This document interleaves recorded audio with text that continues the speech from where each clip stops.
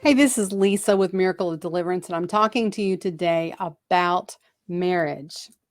Well, this is like the third time I've tried this video, and so I've got to put together my little analogy here. Sometimes you'll hear from a person that they're just not connecting to their spouse. Now, tape is meant to be sticky, but if there's a lot of debris on the tape, it's not going to stick together. And if there is past debris in either of those in marriage, I'm sure there is, then they won't connect and stick like they need to unless this is taken care of. And today in this session, I'm going to talk to you about how to clean those things up.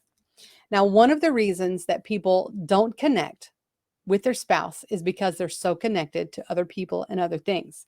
Now, if you haven't read the book Breaking Unhealthy Soul Ties by Bill and Sue Banks, I'll put a link in the description. This is an older book, it's from 1999. And I just think it's pretty good. They've got some great ideas in here. And what happens is when someone has intimacy or gets so connected with another person, it creates a soul tie. If they've had previous marriages, previous sexual relationships, if they've been in serious commitments, then there may be some residue that keeps them from connecting. Not only that, but if they've had someone in their life that has manipulated them, abused them, they may still be attached to those people through soul ties. Now, I'm going to give you 4 or 5 illustrations of some things that may go on in your session. Number one, when you want to cut off soul ties, is have them write down a list of people they're tied to and simply just say, Father, would you just show me anyone I'm connected to in a soul tie that you want to cut off? Now, let me read this scripture to you. 1 Corinthians 6:16 in the New King James Version says, do you not know that he who is joined to a harlot is one body with her? For the two, he says, shall become one flesh. So, what happens, especially with intimacy, is that people are leaving parts all over town or with other people, and then they don't have anything left to give to their current partner. So, you're going to ask the Lord to reveal those. And once you get a list, you're going to say, okay, God, I release Billy, I release Sylvia, I release Susie. And then say, Father, I ask that you just cut that soul tie, release me from them. And I just ask you to gather up all the fragments of myself that I've left around and put me back together in the name of Jesus. Well, what happens if you don't know the name? Some people have been pretty promiscuous, and that's okay. Just ask the Lord to gather up all of those fragments and heal you and cut you off from those soul ties. I do like saying the names. It's like recognizing that you're cutting them off, but you don't have to do that. So you're going to cut off soul ties. Now, one of the reasons that people cannot connect is because they may have some unfinished business with those that they were in relationship with. A woman that I know, I've told this story before, but she was elderly at 13.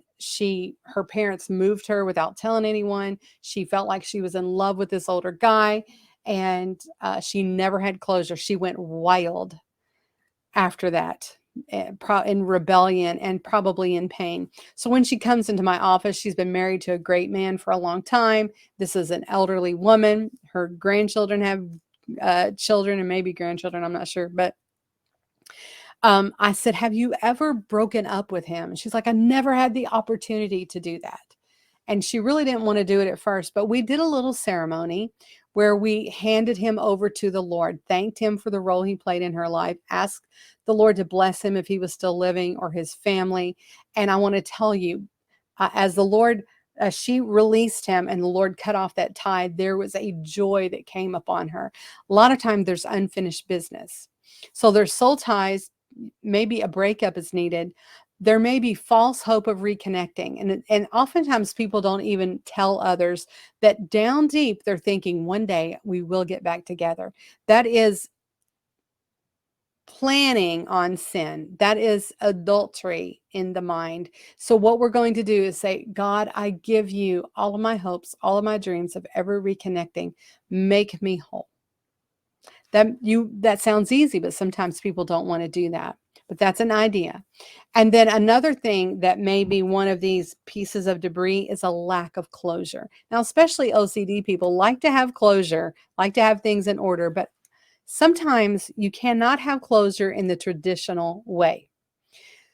Perhaps someone passed away and you never got to say thank you, or I'm sorry, or I love you. Perhaps you are now in a marriage and they're in a marriage and you can't come together and say, man, I'm sorry about this, and have closure. Sometimes you cannot have traditional closure. So what you're going to want to walk them through is saying, okay, God, I wish I had said this, but I didn't.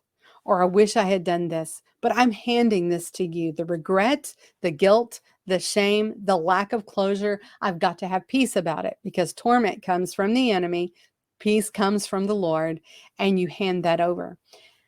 So regret, guilt, shame, thou wish I had's, thou wish I had not of's. Let that go. That's going to eat you alive, and you are not going to be able to connect unless you do.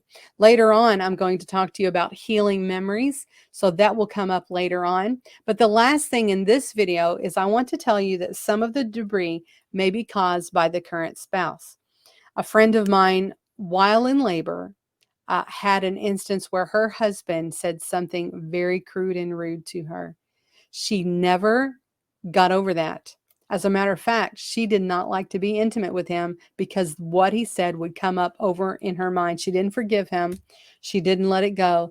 And that connection, they lost the connection, and actually they divorced later on. And I attribute it to just not being able to let that go and to forgive. It is difficult when you've gone through traumas to let those go, but as you're ministering with people, listen to Holy Spirit. He will give you ideas of how to pray. I'm just putting some things in your toolbox, but getting closure and especially redemption through the Lord. A person who's trying to fix things themselves, redeem it themselves, have become idolatrous because they are trying to be a redeemer. There's only one redeemer. And so as you're ministering with people, bank on it. Bank on the fact that Jesus is the redeemer. There's not anything that he can't heal, that he can't take. Now, probably all of these aren't going to come off at once. The Lord could do that. But oftentimes they're going to learn how to walk, how to love the Lord, how to trust in him, as he just peels off the ones first that they're willing to let go of.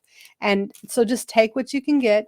If they're not willing to let go of a false hope, just tackle the things they are willing to do, they're willing to let go of, and then maybe come back to that later, and you'll watch and see people healed and set free.